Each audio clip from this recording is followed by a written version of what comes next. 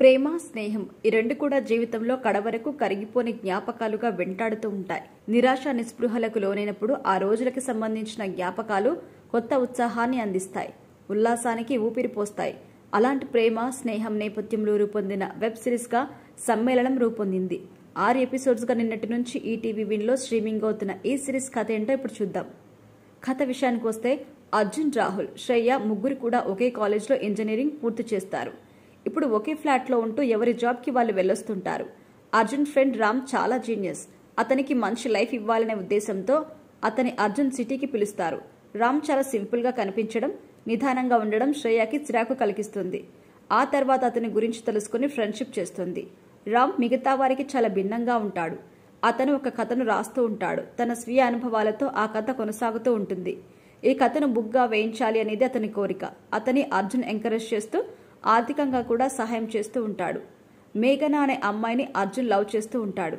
అయితే తొలి చూపులోనే మేఘనను చూసి రామ్ తన మనసు పారేసుకుంటారు. కానీ ఆ విషయాన్ని మనసులోనే దాచుకుంటాడు. రామ్ ప్రవర్తన, టాలెంట్ చూసిన మేఘన కూడా అతని పట్ల ఆకర్షితురాలవుతుంది. అయితే ఆమె కూడా ఈ విషయాన్ని అతనికి చెప్పడానికి తడబడుతుంది. రామ్ మనసులో ఏముంది అనేది శ్రేయ గమనిస్తుంది. తాను సిటీలో ఉండడానికి ఆశ్రయం కల్పించిన అర్జున్ని మోసం చేయకూడదు అని రామ్ అనుకుంటాడు. ఆ సమయంలోనే ఒక అనూహ్యమైన సంఘటన జరుగుతుంది. అదేంటి? ఆ సంఘటనతో ఎవరెవరి జీవితాలు ఎలాంటి మలుపులు తిరుగుతాయి అనేదే మిగిలిన కథ. విశ్లేషణ విషయానికొస్తే ఒక అమ్మాయిని 2 స్నేహితులు ప్రేమిస్తారు. తన జీవితంలో తనని సపోర్ట్ చేసిన ఆ ఇద్దరికి ఆ యువతి నో చెప్పలేదు. అలాంటి పరిస్థితుల్లో ఆ అమ్మాయి మానసిక సంఘర్షణ ఎలా ఉంటుంది, ఆమె గతమేంటి, చివరికి ఆమె ఎవరి సొంతమవుతుంది అనేదే కథ. ఇంతకుముందు ఇలాంటి కథలు చాలానే వచ్చాయి. కాస్త అటు ఇటుగా అనిపించే ఎండ్ కార్డుతో ఈ కథ కూడా ఉంటుంది. అయితే ఈ సినిమా విషయానికి వచ్చేసరికి మెయిన్ లైన్ పాతదే. అయితే ఈ జనరేషన్ కి తగిన లైఫ్ స్టైల్ పై, ట్రీట్మెంట్ పై దర్శకుడు దృష్టి పెట్టాడు.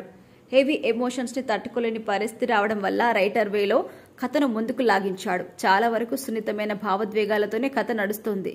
అరుపులు, గోలలు, బూతులు లేకపోవడం వల్ల హాయిగా ఉంటుంది. ఇక పనితీరు విషయానికొస్తే ఇది కొంతమంది స్నేహితుల కథ.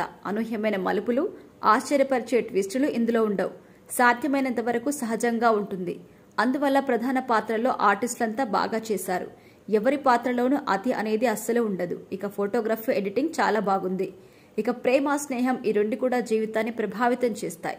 ఒక రకంగా ఈ రెండు కూడా వ్యక్తిత్వానికి 2 కళ్ళు. ఒకదానిని ఒకటి పరంగా పెట్టాల్సి వచ్చినప్పుడు సున్నితమైన మనస్సులు పొందే భావోద్వేగాలే ఈ కథ.